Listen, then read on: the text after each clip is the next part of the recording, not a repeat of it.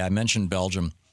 It turns out, there was that Belgian terror attack over the weekend. There were also terror attacks all across Africa. I thought it was interesting. Van Jones on Twitter pointed this out, and I retweeted it with a comment of my own on Saturday.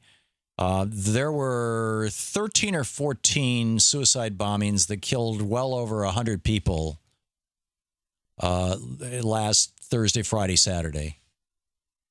And only one got reported wall-to-wall in American news, even though it was actually one of the smaller ones. And that was the one in Brussels, Belgium. So there are two primary reasons why the terrorist attacks in Belgium are getting priority by the media. The first reason is that the terrorist attacks in Belgium had connections to another terrorist attack that occurred in Paris a year prior. The other reason is that although yes, there were terrorist attacks in multiple locations across the world committed by the same groups, the individuals responsible for these attacks are all being tried in Belgium. Which is white. It's Europe. It's Caucasian. Hey, pal, you just blowing from Stupid Town? Yep, here we go again, liberals making everything into a race issue. Hey, genius, there's black people in Europe, right? As well as white people in Africa? People of all different nationalities, ethnicities, and backgrounds were impacted by these terrorist attacks, so way to go, Thom. Way to cheapen the impact that these terrorist attacks had upon those people. But you had a massacre by Boko Haram. You had bombings going on across northern Africa and even Central Africa.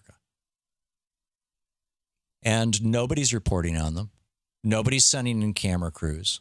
Oh, it's just Africans killing each other. So I have no idea what Thom Hartmann is talking about here, since he doesn't link to any sources in his description. Interestingly enough, even people in the comment section were pointing this out. Really? I mean, even in our coverage of terrorism,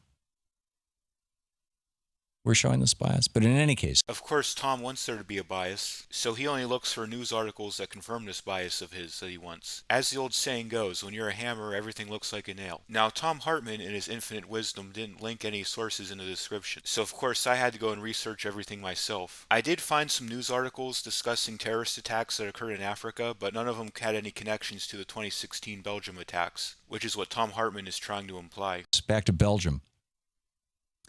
They've got a nuclear power plant just outside of Brussels. I mean, it's literally in the suburbs.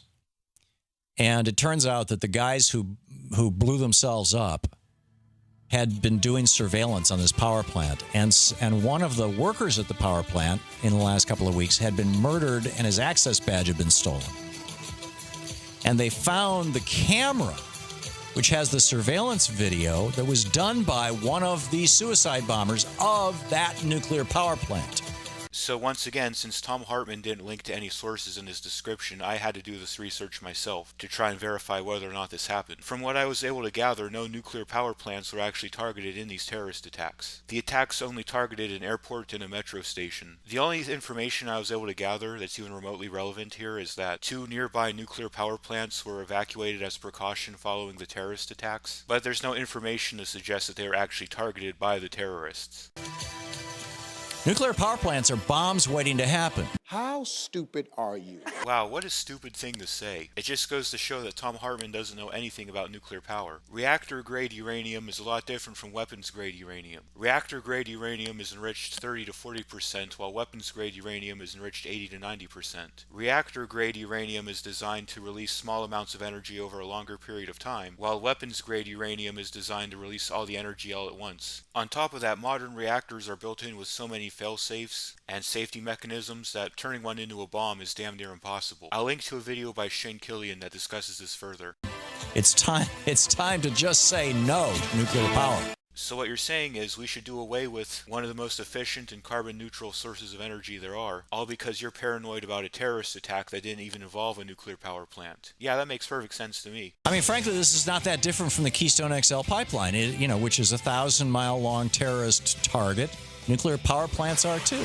So by this logic, we shouldn't have any energy infrastructure at all, because any energy infrastructure can be a target for a terrorist attack. Let's just give up all the prosperity of living in a modern civilization and go back to the Dark Ages, because that seems to be what you environmental Nazis want. Tons of jobs and local economies were destroyed by the decision to cancel the Keystone pipeline. The same thing will happen if we get rid of nuclear power. Until next time, this has been Philosophossum making stupidity play dead. Everyone take care.